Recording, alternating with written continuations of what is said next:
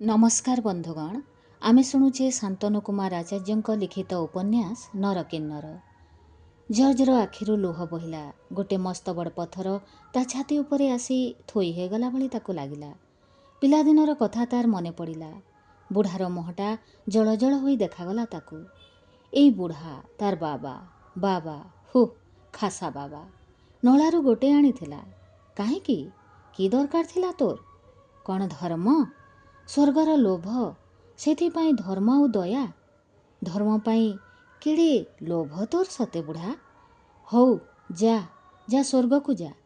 जर्ज मुह बुलेई देला। बुढ़ार मुह उभई गला बेले कौनसी प्रकार भाव किंतु से मुह उपरे देखागला नाही। ना से हसुथिला ना कांदुथिला। से केवल धाई आसीथिला पिलादिनर कथा गुड़ाकू टोकाटा मनरे पुरेई देई उभई जिबाकू।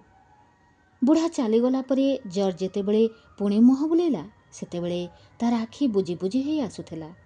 किंतु ठीक सेतिकी बेले सेई अद्भुत जीवटी पुणी चेई उठी ता कान पाखे ओठ लगाई फुसफुसई कहूथाए, हे शोई पड़ुछ कि? उठ उठ उठ। नाई नाई नाई तमे शोई पड़ना। मते एका छाड़ी देई तेमे बेस मजारे रहिछ तो। मु कण तमर मने पड़े ना? तेमे क्या से गोदरी बुढ़ीटाकू चाह? से कण तम मन कथा बुझे? हे शुण से घरे फँ फँ निश्वास मारुची। खाली निश्वास मारु नहीं से कड़ लेउटौछि थरकू थर। किंतु कौन हेब नजीर मियाँ आजी आउ शुणिब नाही तार निश्वास को। से बेहोश होई शोईची। तार निश्वास रे सारा घरटा गंधेई जाउछि। से कान कुहा कथा गुड़ाक भारी सुंदर लगुला जर्ज को। तार सारा देहटार रोम टांकुरी उठिथिला किंभूत भय आश्चर्य आउ आनंदरे। हाथ बढ़ेई से जीवटी को धरी आनी तार छाती रे जाकी धरला। सेतेबेलकू से छोट पिलादिनर खेल साथी आउ बहुदिनर भूला साथीटी केवल गोटे सामान्य रबर कंढेई ही बसी रही नथिला घर कणार गोटे अंधारिया अळंधु लगा कांथकुरा भितरे। से उठी आसीथिला तार समस्त रूप लावण्य नहीं सेई रातिरे जर्जर साथी हेबा पाई। पिलादिनर पदे अधे कथा तार कानरे कही ताकू साहा भरसा टिके हवा पाई। जर्ज अनुभव करथिला से छोट रबर कंढेईटा एडी टिके टिके हाथ गोड़ थिला तार। किंतु ए कौन तार हाथ गोड़ बेस लंबा लंबा हो जाइछि तो। खाली सेतिकी नुहे तार पुचु पुचु रबर हाथ दीटा उपरे चापी ही बसी जाइछि भी सेई मोटा मोटा ओजनिया रूपा खड़ू दीटा। आउ से खड़ू दीटार पछे पछे सेई नाली नेलीर पाणीकच मुठाक भी सेमती रहिछि। सतेबा जर्जर आखि दीटा अंधार भेद करी सबकिछि देखि पारुथिला। एथर जर्ज भल करी जानी पारुथिला तार देह को लगी सेई जो सरुकंठर कें कें शब्दटा से नरम रबर देहटा भितरु प्रतिध्वनित होउथिला। ताहा सामान्य गोटे चुचुंद्रार चिंची शब्द नुहे किंबा सामान्य गोटे रबर कंढेर जांत्रिक शब्द नुहे। ताहा थिला तार एकमात्र साथी सहचर आउ बंधुर चीर सहानुभूति सूचक शब्द। कारण सेतेबेलकू से छोट पिलादिनर खेल साथी आउ बहुदिनर भूला साथीटी केवल गोटे सामान्य रबर कंढे ही आउ बसी रही नथिला घर कणार गोटे अंधारिया अळंधु लगा कांथकुरा भितरे। से उठी आसीथिला। पुणी सेई कविराज दुकान पिंढा। से दुकानटा जे काहींकी बुढ़ा कविराज आनी सेठी बसई थाए से विषय कौनसी ज्ञान न थाए जर्जर। अधिकांश दिन से देखिछि बुढ़ा कुआड़ू आसी दिन 2टा 3टा 4टा बेलू सेठी हाजर हुई। गली मुंड तेल कलठू जेतेबेले से जे केही सियाड़ को बंकाउना काहींकी तांका भितरू बुढ़ा कविराज को ठीक ठौरे निए जर्ज। खाली पगड़ी आउ बाड़ी नुहे ताठी आउ केमती कौन गोटे फरक थाए जोटा कि ତାକୁ ଅନ୍ୟମାନଙ୍କଠୁ ଅଲଗା କରିଦିଏ। ବୁଢ଼ା କବିରାଜର ସେଇ ମଠୁଆ ମଠୁଆ ଚାଲି ସତେକି ଗୋଟିଏ ମସ୍ତ ବଡ଼ ବୋଝ ଲଦା ହେଇଛି ତାର ଉପରେ। ବେଳେବେଳେ ଜର୍ଜକୁ ହସ ମାଡ଼େ ବିଚାରାର ଅବସ୍ଥା ଦେଖି। ସହରରେ ଏଥି ଭିତରେ ସେ ଏତେ ବୁଲାବୁଲି କଲାଣି, ଆଉ ଏତେ କିମ୍ଭୂତ କିମାକାର ଲୋକ ତାର ନଜରରେ ପଡ଼ିଲେଣି, କିନ୍ତୁ ସେଥି ଭିତରୁ କାହାକୁ ସେ ଏମିତି ଚାଲିବାର ଦେଖିନାହିଁ। ନଜିର ବାବା ସାଙ୍ଗେ ସହର ତମାମ ବୁଲି ବୁଲି ସେ ଦେଖିଛି ମଣିଷ, ଯେଉଁ ମଣିଷ ଗୁଡ଼ାକର ହାତ ଗୋଡ଼ ସବୁ ଥାଇ ବି ସେମାନେ ଚାଲି ନପାରି ବିଚ୍ ରାସ୍ତା ଉପରେ ଗାଡ଼ି ଘୋଡ଼ା ମଟର ସାଲୁ ସାଲୁ ଭିତରେ ବି ଘୁଷୁରି ଘୁଷୁରି ଚାଲିଥାନ୍ତି, ଗୋଟାଏ ଗୋଟାଏ ଗିନାକି ଥାଳିଆ ଦାନ୍ତରେ ଧରି। ନଜିର ଚାଚା କହେ ସେ ଲୋକଗୁଡ଼ାକ ପେଖନା କରନ୍ତି, ଭିକ ମାଗନ୍ତି, ପେଟ ପୋଷିବା ପାଇଁ ସେମାନେ ଗୋଟେ ଗୋଟେ ବାଟ ଧରି ନେଇଛନ୍ତି। ଭିକ ମାଗୁଛି? ଜର୍ଜ ଆଶ୍ଚର୍ଯ୍ୟ ହୋଇ ପଚାରେ। ଭିକ ଯଦି ମାଗୁଛି ଚାଲି ଚାଲିକା ଯାଇ ମାଗିଲେ ହୁଅନ୍ତା ନାହିଁ? ଏମିତି ଘୁଷୁରୁଛି କାହିଁକି? ମୁଣ୍ଡ ହଲେଇ ନଜିର ଚାଚା ଟୋକାଟାର କଥାକୁ କାନ ନ ଦେଇ ତାକୁ ଟାଣେ ଆଉ ଗୋଟେ ଆଡ଼କୁ। ଜର୍ଜ ଟାଣି ହୋଇ ପଳାଏ ନଜିର ଚାଚା ହାତରୁ। ସେ ଅଦ୍ଭୁତ ଲୋକଟାକୁ ଟିକିଏ ନିରେଖି କରି ଦେଖିବା ପାଇଁ ତାର ଇଚ୍ଛା ହୁଏ। ସେ ବୁଝିପାରେନା ସେଗୁଡ଼ାକର କି ଜାତିର ମଣିଷ ବୋଲି।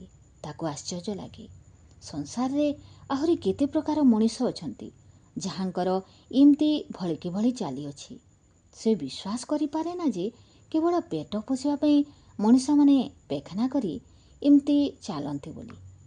ତାର ଆଶଙ୍କା ହୁଏ ଏ ସଂସାରରେ ସତରେ ଏମିତି ମଣିଷ ଅଛନ୍ତି ଯେଉଁମାନଙ୍କର ଚାଲିବାର ଉପାୟ ହେଲା ଏମିତି ଘୁଷୁରିବା କିମ୍ବା ସେଥିପାଇଁ ଅନ୍ୟ ଯେକୌଣସି ଅସାଧାରଣ ଉପାୟ ଧରିବା। ଜର୍ଜର ଆଖି ସଦାବେଳେ ଘୁରୁଥାଏ ଏମିତି ଅଦ୍ଭୁତ ମଣିଷମାନଙ୍କୁ ଆବିଷ୍କାର କରିବାକୁ। ମଣିଷଟା ପ୍ରକୃତରେ କେତେ ଜାତିକା ଯିବ ଏ ବିଷୟରେ ତାର ବହୁ ପିଲାଦିନୁ କୌତୂହଳ ଜାଗ୍ରତ ହୋଇଥାଏ। ଜର୍ଜ ଚାଲେ ତାର ଅପ୍ରାପ୍ତ ବୟସ୍କ ଜ୍ଞାନ ଚିନ୍ତା ଆଉ ସୀମିତ ଅନୁଭୂତି ନେଇ ମଣିଷର ପିଛା। ଆବେ ହେ ବେୱକୁଫ ବଚ୍ଚି, ବୁଢ଼ା ନଜିର ମିଆଁ ଜର୍ଜ ପଛରେ ଗୋଡ଼େଇ ଗୋଡ଼େଇ ଡାକେ। ଆବେ काट देगा वो, हयात निकाली देगा तुम्हारा, कितना बड़ा बड़ा दांत ये है उसका, मालूम नहीं पड़ता आवे। जज जाने से भल करे जानिଥାଏ ଯେ ନଜିର ମିଆଁ ତାକୁ ଛାଡ଼ି ଦେଇ ଚାଲିଯିବ ନାହିଁ। ଯଦି ବା ଚାଲିଯାଏ ତେଣେ ବୁଢ଼ୀ ତା ହୟାତ ନିକାଲିଦେବ।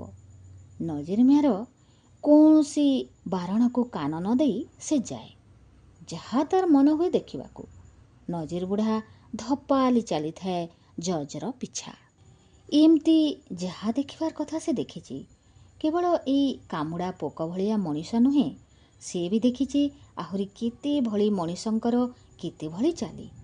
ମଣିଷ ଘୁଷୁରି ଘୁଷୁରି ନିଜେ ଚାଲେ, ମଣିଷକୁ ଘୋଷାରି ଘୋଷାରି ଆଉ ଜଣେ ମଣିଷ ବି ନେଇପାରେ। ମଣିଷର ହାତ ଗୋଡ଼ କାଟିଦେଲେ ବି ସେ ଚାଲିପାରେ, ବୁଲିପାରେ ଆଉ ପେଟ ପୋଷିପାରେ। କେତେ ପ୍ରକାର ବିଚିତ୍ର ଚିତ୍କାର କରି ପଶୁ ପକ୍ଷୀ କୀଟ ପତଙ୍ଗ ନାନା ବ୍ରତ ଆଚରଣ କରି ମଣିଷ ବଞ୍ଚେ। ଅନ୍ଧ ହୋଇ ବାଡ଼ି ଠୁକୁ ଠୁକୁ କରି ମଣିଷ ବାଟ ଚାଲିପାରେ। କେବଳ ଚାଲେ ନା, ପେଟ ପୋଷେ ଆଉ ସାଙ୍ଗରେ ଜଣେ ଅଧେକୁ ବି ପୋଷେ। ମଣିଷ ସବୁ କିଛି କରିପାରେ। ତାପରେ ମଣିଷର ରୂପ ବି ଅନେକ। ସେ ସଦାବେଳେ ମଣିଷ ଚେହେରା ଧରି ବଞ୍ଚିବାକୁ ଭଲ ପାଏ ନା। ସେ ଭାଲୁ ହୋଇ ରାସ୍ତାରେ ନାଚେ, ବାଘ ହୋଇ ହାଉଁ ହାଉଁ ହୋଇ ଲୋକଙ୍କ ଆଡ଼କୁ ମାଡ଼ି ଆସେ। ଏଇସବୁ ନାନା ଜାତିକା ମଣିଷଙ୍କ ଭିତରେ ଜର୍ଜ ପାଇଥାଏ ଆଉ ଗୋଟେ କିସମର ମଣିଷଙ୍କର ଟେର୍। ଏ ମଣିଷ ଗୁଡ଼ିକ ମଣିଷ କି ମାଙ୍କଡ଼ ସେ ବିଷୟରେ ସେ ସନ୍ଦେହରେ ପଡ଼େ। କାରଣ ଏଇ ଜାତିର ମଣିଷଙ୍କ ଭିତରୁ ଜଣଙ୍କ ସହିତ ତାର ଥରେ ମୁଲାକାତ ହୋଇଥିଲା। ସେଇ ଘଟଣାଟି ତାର ମନରେ ଏମିତି ଛାପା ହୋଇ ରହିଯାଇଛି ଯେ ସେଇଦିନଠୁ ସେ ଯେକୌଣସି ମଣିଷକୁ ଦେଖିଲେ ତାର ଜାତି ନିର୍ଣ୍ଣୟ କରିବାକୁ ମନେ ମନେ ଲାଗିପଡ଼େ। ଘଟଣାଟି ଏପରି ଘଟିଥିଲା। ନଜିର ଚାଚା ଆଉ ଜର୍ଜ ଦିହେଁକା ଦିହେଁ ଦିନେ ରେଳ ଷ୍ଟେସନ ଆଡ଼କୁ ଫେରୁଥାନ୍ତି। ନଜିର ଚାଚା ମୁଣ୍ଡେଇ ଥାଏ ଟୋକାଏ ପୋଡ଼ା କୋଇଲା। ବଡ଼ି ସକାଳୁ ଉଠି ସେ ଦୁହେଁ ଯାଇଥିଲେ ରେଳ ଲାଇନିଏ ଲାଇନିଏ। ରାତି ଗାଡ଼ିରୁ ଯେତେ କୋଇଲା ଝଡ଼ିଥିଲା ସେଗୁଡ଼ିକୁ ଖୁଣ୍ଟି ଖୁଣ୍ଟି ଟୋକେଇରେ ପୂରେଇ ସେମାନେ ଫେରୁଥିଲେ। ରେଳ ଲାଇନ୍ରୁ କୋଇଲା ଗୋଟେଇବା ଭାରି କଷ୍ଟ କାମ। ଓଃ, ନଈ ନଈକା ଅଣ୍ଟା ଭାଙ୍ଗି ପଡ଼ୁଥାଏ ପରାସରେ। ସେଥିରେ ପୁଣି ଝଗଡ଼ା। ଏ ଝଗଡ଼ା କୋଇଲା ଖୁଣ୍ଟିବା ସାଙ୍ଗେ ମିଳିମିଶି ଥାଏ ବରାବର। ଝଗଡ଼ାଟା ଲାଗେ ଗୋଟେ ତମ୍ପମୁହିଁ ବୁଢ଼ୀ ସାଙ୍ଗେ।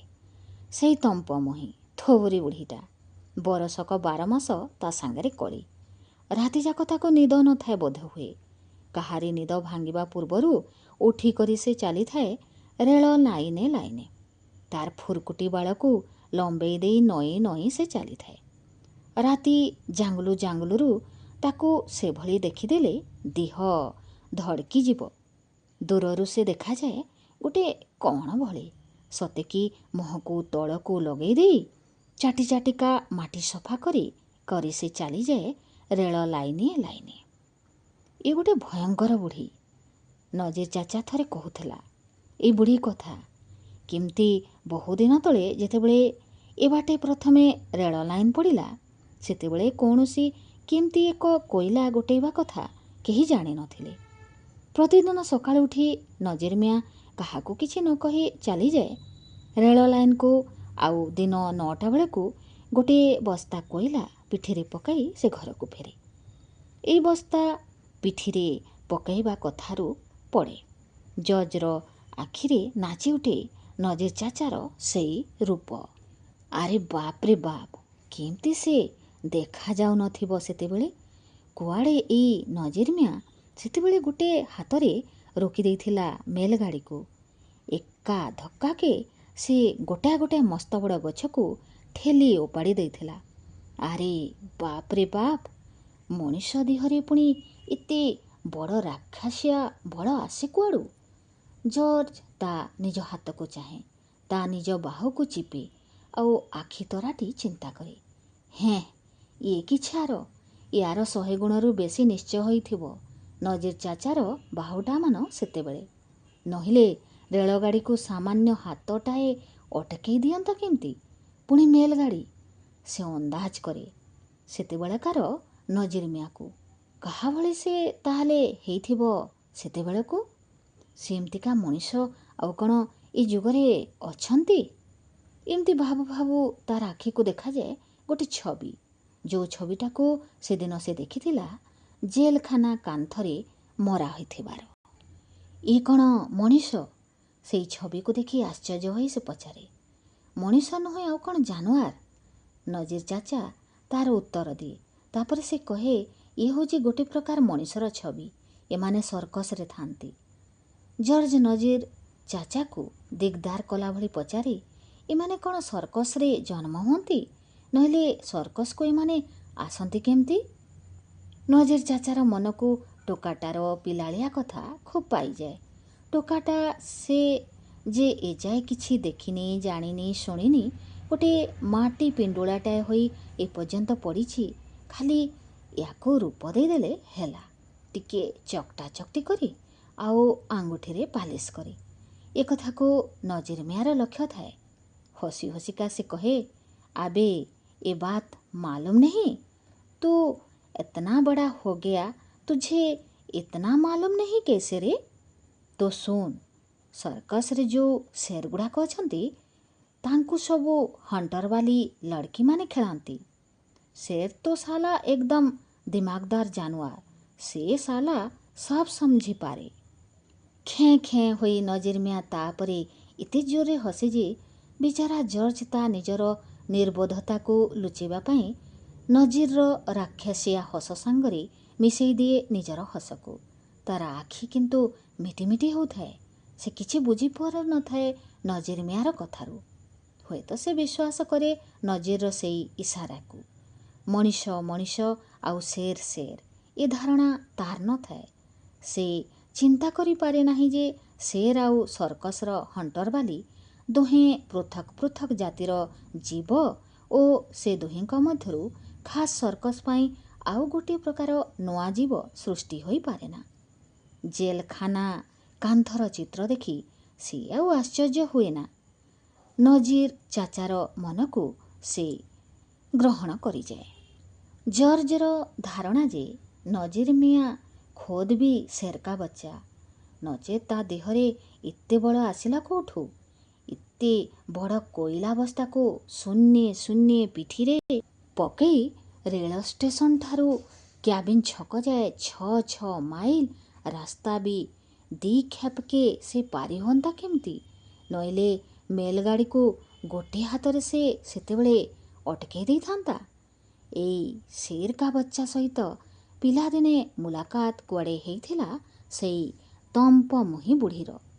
ଜର୍ଜ ଭାବେ ସେ ଯେ କି ମୁଲାକାତ ହୋଇଥିବ, ଏକଥା ଜର୍ଜ ସହଜରେ ଠଉରେଇ ଦେଇପାରେ। ରେଳ ଲାଇନରେ ପ୍ରଥମେ ପ୍ରଥମେ ଗାଡ଼ି ଯିବା ଆସିବା କରିବାର ମାସକ ପର୍ଯ୍ୟନ୍ତ ଯାହା କିଛି କୋଇଲା ନଜିର ମିଆଁ ପାଇଥିଲା, ତା ବାଦ ଦିନେ ହଠାତ୍ ନଜିର ମିଆଁର ବ୍ୟବସାୟ ବନ୍ଦ ହେଇଗଲା। ଜର୍ଜ ମନେ ପକାଏ ନଜିର ମିଆଁର ସେହି ଦିନର କଥା। ସେଦିନ ବଡ଼ି ସକାଳୁ ଉଠି ନଜିର ମିଆଁ ଦେଖେ ତ ବାହାରେ ଭାରି କୁହୁଡ଼ି ପଡ଼ିଛି, ମୁହଁକୁ ମୁହଁ ଦେଖାଯାଉନି। ନଜିର ଷ୍ଟେସନ ବାଡ଼ପଟେ ଚାଲିଲା। ନଈ ନଈକା ଖୁବ୍ ନିଘା କରି ସେ କୋଇଲା ଗୋଟେଇବାକୁ ଆରମ୍ଭ କଲା। ସେମିତି ଚାଲି ଚାଲି ସେ ଯେତେବେଳେ ସିଗ୍ନାଲ ଖୁଣ୍ଟ ଟପିଲା, ସେତିକିବେଳେ ତା ଅଣ୍ଟା ଭିତରେ ଗୋଟିଏ ପବନ ଅଟକିଗଲା। ନଜିର ମିଆଁ ଠିଆ ହୋଇପଡ଼ିଲା ସଳଖ ହେଇକରି। ଅଣ୍ଟା ଉପରେ ଅଧେ ଭିଡ଼ିମୋଡ଼ି ହୋଇଛି। ଏଇ ସମୟରେ ତା ଆଖି ପଡ଼ିଗଲା ଠିକ୍ କରି ସେଇ ଅଧା ମୋଡ଼ା ହୋଇ ରହିଗଲା ଅଣ୍ଟାଟା ଜବାନ ନଜିର ମିଆଁର। ଆଉ ଯାଏ କୁଆଡ଼େ? କୌଣସି ମତେ ଅଣ୍ଟାକୁ ସଳଖ କରି ନେଇ ନଜିର ମିଆଁ ଖେପାକୁ ଖେପା ରେଳ ସିଲପଟ ଉପରେ ଚାଲିବାକୁ ଆରମ୍ଭ କଲା। ପଛେଇ ପଛେଇକା ଖେପାକୁ ଖେପା ଆଗୁଆ ମାଡ଼ି ଆସୁଥାଏ ସେ। ତେଣୁ ତା ମୁହଁ ତଳେ ଲାଗିଥାଏ। ବାଳ ଫିଟିକରି ତଳେ ଘୁଷୁରୁଥାଏ। ଦେହରେ ଗୋଟିଏ ଠାରେ ବି ଲୁଗା ନଥାଏ। କୁହୁଡ଼ି କାଟି କାଟିକା ସେ ମିଶି ଆସୁଥାଏ। ନଜିର ଦେଖିଲା, ନା ଆଉ ୟାଠୁ ନିସ୍ତାର ନାହିଁ। ସେଇଠୁ ସେ ବାଟ କାଟିଲା। କୌଣସି ମତେ ତା ଦୃଷ୍ଟିରୁ ଆଢ଼ୁଆଳ ହୋଇ ରେଳ ଲାଇନରୁ ଓହ୍ଲେଇ ପଡ଼ି ନଜିର ମିଆଁ ମାଡ଼ିଲା। କିନ୍ତୁ ତାପରେ ମାସ ଗୋଟା ଯାକେ ନଜିର ମିଆଁ ବିଛଣାରୁ ଉଠି ନାହିଁ। ଦି ମୁହଁରେ ଛୁଟିଲା ହଗା ଓ ବାନ୍ତି। ଦେହରେ ଖଇ ଫୁଟୁଥାଏ ତାତିରେ। ମାସକ ପରେ ନଜିର ମିଆଁ ସେଜରୁ ଉଠିଲା। ବୋଧହୁଏ ଉଠି ନଥାନ୍ତା ବି। ସେଥିପାଇଁ ଆହୁରି କେତେ କଥା। ସେ ଯେଉଁ ବୁଟିକୁ ସେଦିନ ନଜିର ମିଆଁ ରାମ ସିଂର ଘାରେ ଲଗେଇ ତାକୁ ଭଲ କରିଥିଲା, ସେଇ ବୁଟି। ଆଉ ମଲମ ଯେଉଁ ଫକିର ଦେଇଥିଲେ, ସେଇ ଫକିର ଆଲ୍ଲା ଜାଣ ବଞ୍ଚେଇ ଦେଇଦେଲେ ନଜିରକୁ। ହୁଦସ୍ତ ସେ ଆସି ପହଞ୍ଚିଗଲେ। ସତେକି